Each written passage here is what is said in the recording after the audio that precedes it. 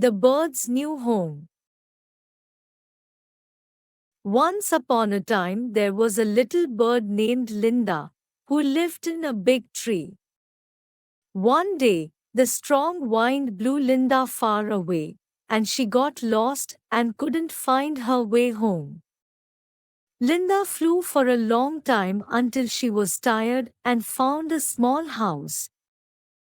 There is a kind old lady at the door of the small house.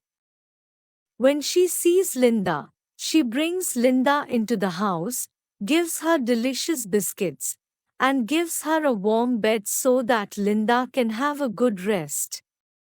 The next morning, the old woman told Linda, "You have flown far away. Why don't you stay here and make this your new home?" Linda thought about it and thought it was a good suggestion, so she decided to stay here and start a new life. She likes the little house, and she likes the old lady. She began to help the old lady clean the house, and often looked for bugs to eat in the old lady's garden. Although Linda was far away from her own home, she found happiness in her new home.